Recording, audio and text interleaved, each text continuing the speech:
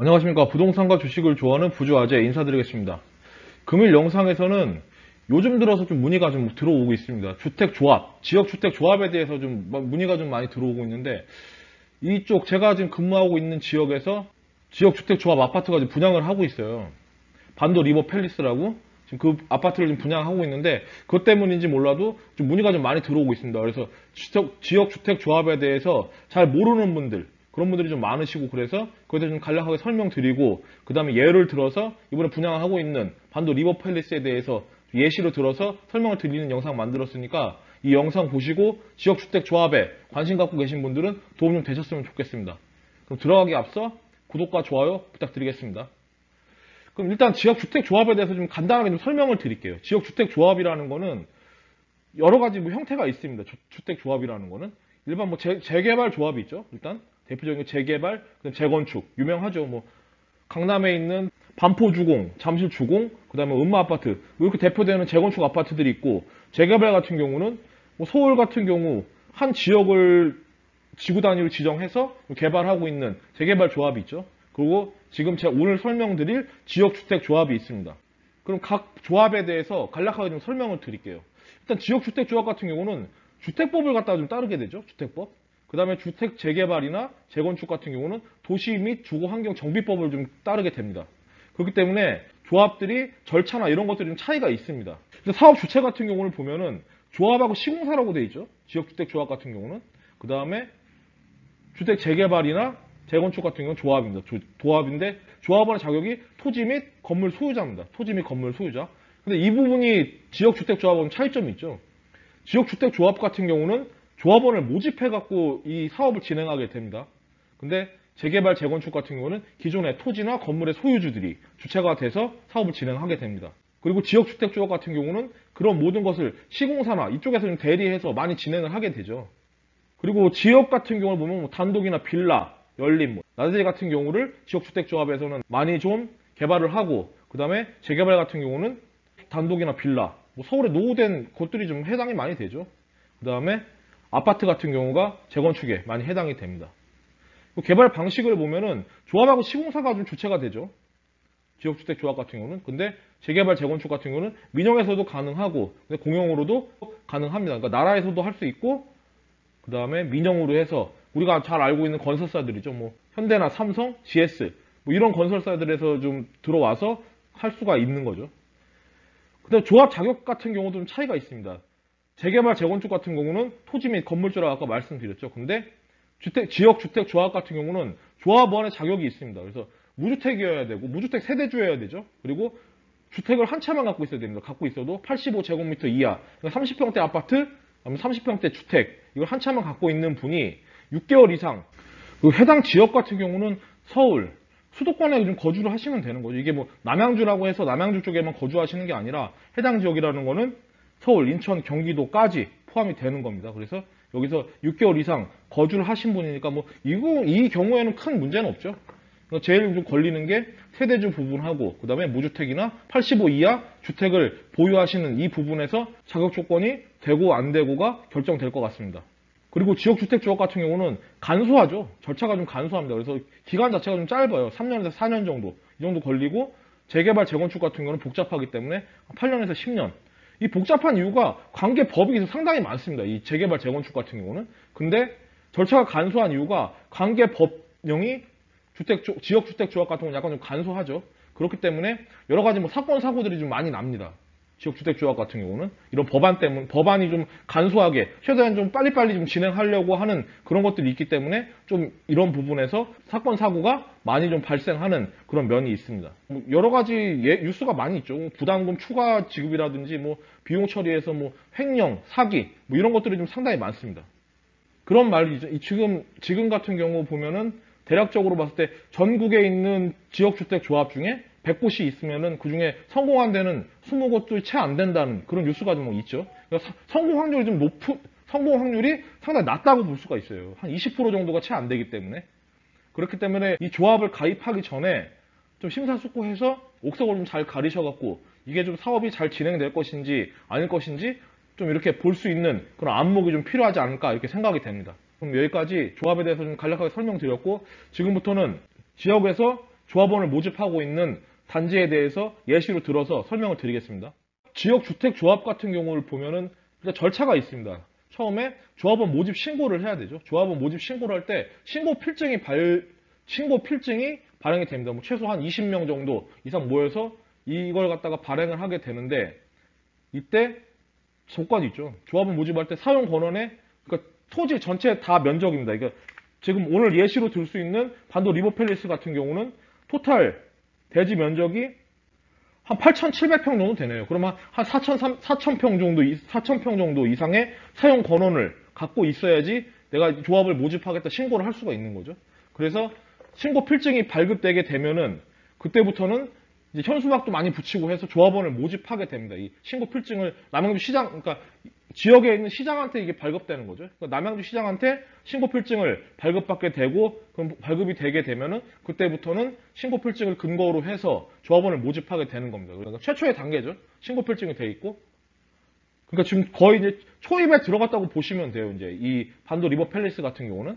그래서 조합원을 갖다가 모집하는 그 모집 장소에 가게 되면은 뭐 이제 가입 조건이나 계약 내용에 대해서 설명을 해드리죠. 근무하고 계시는 분들이. 그러면 거기에 있는 설명을 갖다가 차근차근 잘 좀 들으셔야 됩니다. 이때 허위로 설명하시고 이러는 분들도 계세요. 이게 좀 뉴스에서 보면은 조합원 모집할 때 허위 과장 광고를 해서 문제가 되는 게 상당히 많습니다. 뭐 대표적인 게 환불 같은 경우죠. 지금 같은 경우 가입해서 가입 부담금을 내게 되는데 그 부담금을 언제든지 환불을 해주겠다. 뭐 이런 식으로 좀 설명을 하시고 그 다음에 뭐 동호수를 갖다가 확정해서 로얄동, 뭐 로얄 호수를 지정해 준다. 뭐 이런 것들이 좀 많이 있어요. 그런 것들을 좀 잘 좀 보시고 그런 경우는 될 수 있으면은 좀 걸러 들으시는 게 좋을 것 같아요. 그게 좀 대부분이 절차상 봤을 때 좀 근거가 없는 것들이거든요. 그런 것들이. 뭐 동호수 지정이나 이런 것들은 나중에 사업 계획이 승인이 나고 그다음 철거하고 착공까지 들어갔을 때 그때 좀 진행이 되는 부분인데 그걸 좀 미리 좀 한다는 것 자체는 조금 절차상 맞지가 않는 내용 같습니다. 그리고 내가 만약에 조합을 가입을 해도 30일 이내는 이 계약을 철회를 할 수가 있어요. 집에서 곰곰이 생각해 봤는데 아 이건 아니다 싶으면은 30일 이내죠. 그러니까 내가 계약서를 쓰고 나서 30일 이내 그때는 언제든지 내가 아 이거는 변심해서 마음에 안 든다. 마음에 안 들기 때문에 계약을 하지 않겠다. 이렇게 하면은 철회가 가능합니다. 근데 30일이 지나서는 그때부터는 뭐 조합에 있는 정관이라든지 뭐 약관 이런 걸 근거로 해서 뭐 그동안에 들어갔던 비용이나 이런 걸 좀 차감하고 그리고 돌려받게 되겠죠. 그리고 나서 지구단위 계획을 이제 수립하게 됩니다. 이제 조합원을 모집하고 나서 지구단위 계획을 수립하게 되는데 이때 3분의 2 동의, 토지 면적과 전체 면적의 3분의 2의 동의가 필요하고 지금 같은 경우 반도 리버팰리스는 이런 조건이 좀 상당히 좋아요. 이 조건이. 왜냐면은 여기는 1차적으로 조합원을 모집하고 나서 마감이 된 그런 단지거든요. 근데 이번에 추가로 해서 증축을 하게 되죠. 초기에는 440가구인가 이렇게 모집을 한 걸로 알고 있는데 440가구가 들어서는 걸로 알고 있었는데 이번에 증축을 하면서 700세대 정도로 이제 늘어났죠. 그게 300세대 정도가 증축이 돼서 늘어나게 됐습니다. 그래서 그 부분을 갖다가 조합원을 모집하고 있기 때문에 이 부분은 상당히 좀 괜찮은 것 같아요. 이미 어느 정도 사업이 진행되는 상태에서 지금 기존에 있던 조합원들한테는 훨씬 더 유리한 거죠. 사업성이 좀 더 좋아졌으니까 똑같은 토지 면적에 더 증축을 했기 때문에 사업성 면에서는 더 좋고 그렇기 때문에 사업 진행 속도가 제가 봤을 때 뭐 괜찮을 것 같습니다. 그래서 주택조합 창립 총회를 하게 되죠.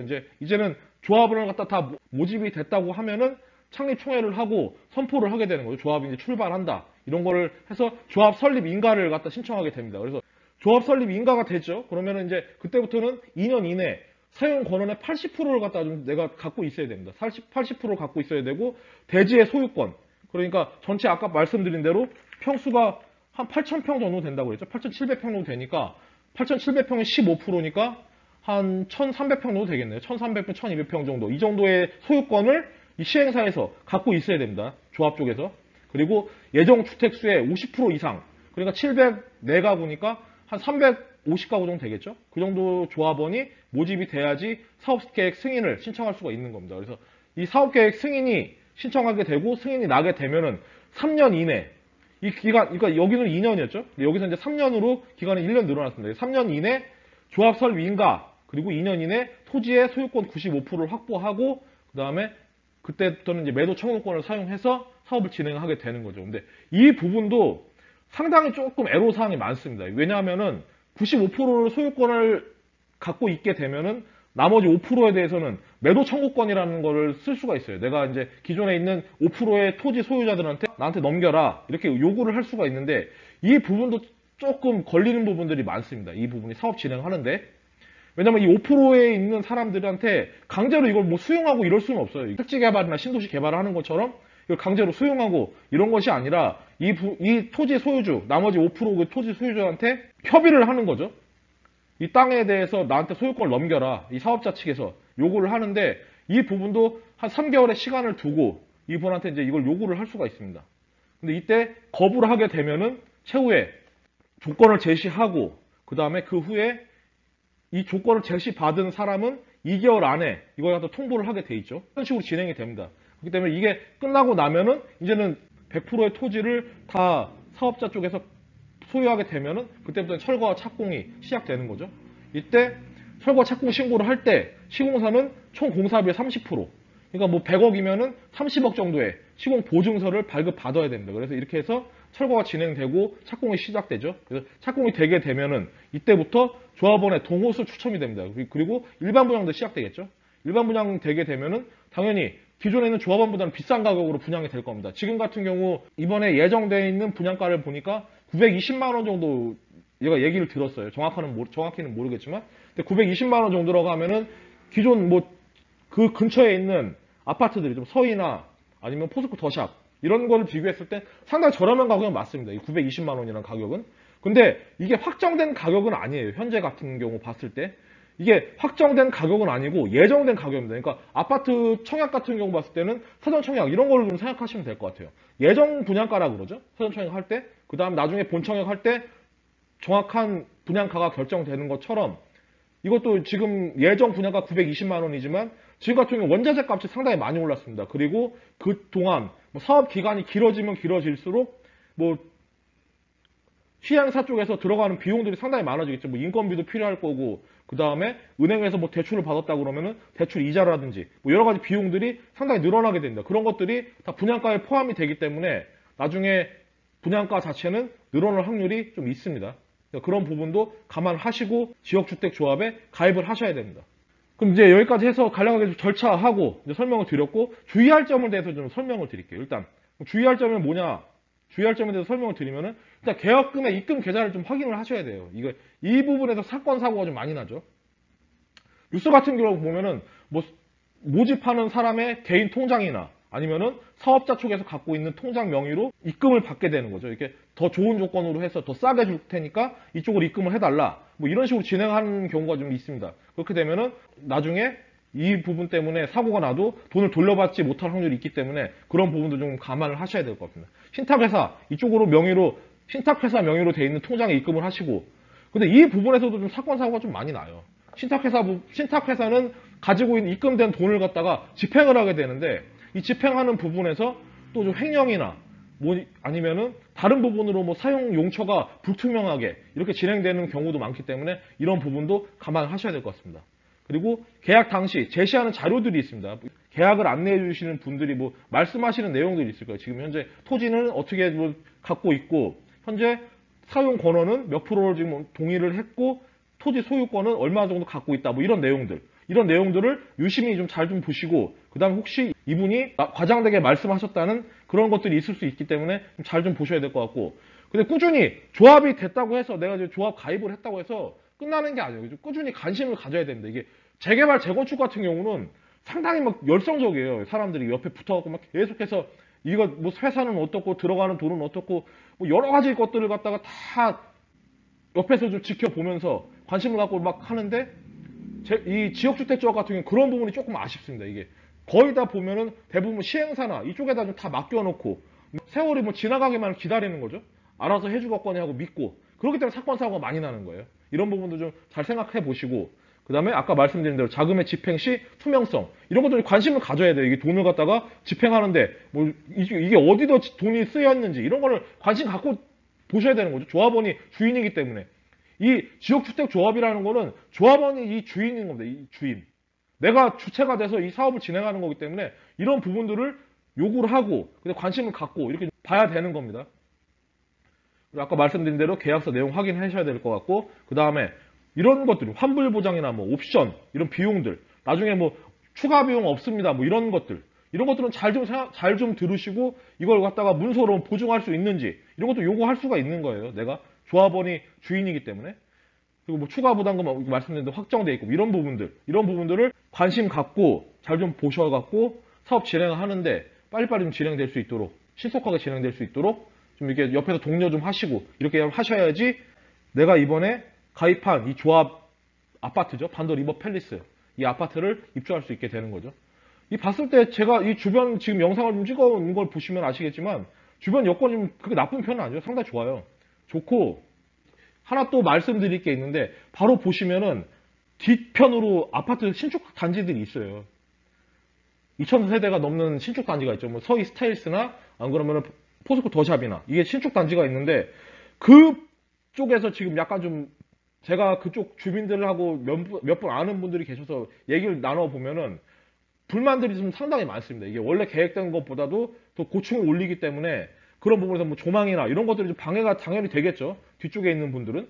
왕숙천 조망권이나 뭐 이런 것들이 애로사항이 있기 때문에 그런 부분에서 좀 민원이 들어갈 소지는 있습니다. 나중에 돼서 사업이 진행되면 될수록. 그러니까 그런 부분도 감안을 하셔야 될 것 같습니다. 근데 아까 말씀드린 대로 반도 리버 팰리스 이쪽 같은 경우는 제가 봤을 때 좀 긍정적이에요. 처음으로 사업 시작하는 데가 아니라 기존에 사업을 시작했던 데가 이번에 지구단위 계획을 다시 받으면서 증축을 하고 스트레스가 좀 늘리고 그렇게 해서 사업성이 좋아졌고 그렇기 때문에 사업 추진 속도가 좀 빨리 되지 않을까 이렇게 생각이 됩니다. 여기까지 해서 지역주택조합에 대해서 간략하게 설명드렸고 예시로 반도 리버 팰리스에 대해서 설명드렸으니까 이 영상 보시고 혹시라도 지역주택조합이나 반도 리버 팰리스 관심 갖고 계신 분은 도움 좀 많이 되셨으면 좋겠습니다. 그럼 여기까지 해서 제가 준비한 내용 다 말씀드렸습니다. 이만 방송 마무리하겠습니다. 감사합니다.